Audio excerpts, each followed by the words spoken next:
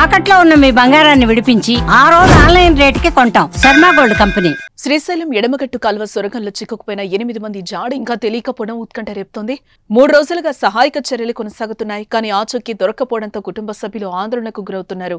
మరోవైపు సహాయక చర్యలు కూడా కఠిన పరిస్థితులు ఎదురవుతున్నాయి.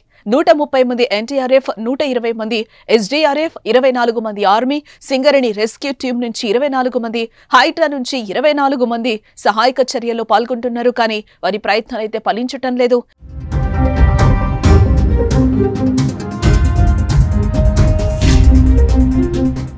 సొరంగంలో దాదాపు 2.5 మీటర్ల నుంచి 3 మీటర్ల ఎత్తున బురద పేరుకుపోవటం, నిమిషానికి 3500 లీటర్ల వరకు ఊట నీరు వస్తూ ఉండటం, ప్రమాదం జరిగిన తర్వాత పేరుకుపోయిన నీరు నిల్వ ఉండడంతో సహాయక చర్యలకు తీవ్ర ఆటంకాలు ఎదురవుతున్నాయి.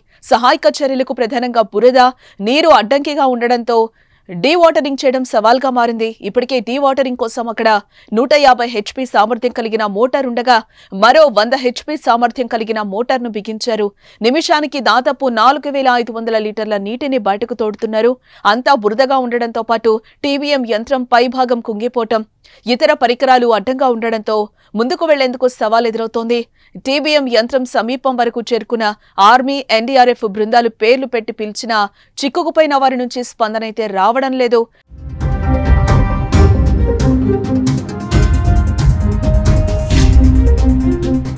నేటి నుంచి నౌకాదళం సభ్యులు రంగంలోకి దిగుతున్నారు. భూగర్భ గనుల్లో రక్షణ చర్యలపై అవగాహన ఉన్న సింగరేణి విపత్తు నిర్వహణ బృందం సైతం సహాయక చర్యల్లో పాల్గొంటుంది. నాగర్ కర్నూలు జిల్లా దోమలపేట సమీపంలోని ఎస్ఎల్బీసీ ఇంటెల్ సొరంగంలో శనివారం ఉదయం 8:30 ప్రాంతంలో ఈ దుర్ఘటన చోటు చేసుకుంది.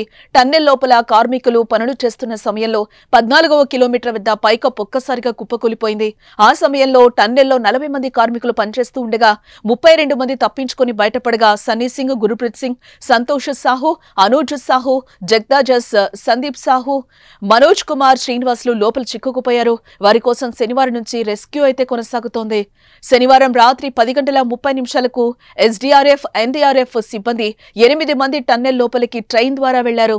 11:45 అక్కడికి చేరుకున్నారు.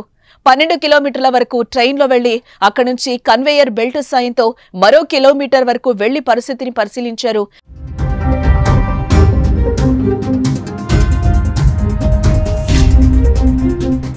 దాదాపు 300 మీటర్ల నుంచి 400 మీటర్ల వరకు మట్టి, సెగ్మెంట్ బ్లాకులు, ఐరన్ షీట్స్, టన్నెల్ సామగ్రి పేరుకుపోయినట్లు గుర్తించి రాత్రి 2:30 తిరిగొచ్చారు.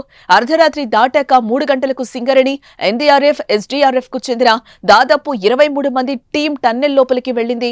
వారు ఘటనా స్థలానికి దాదాపు 300 నుంచి 400 మీటర్ల దగ్గర వరకు వెళ్లారు.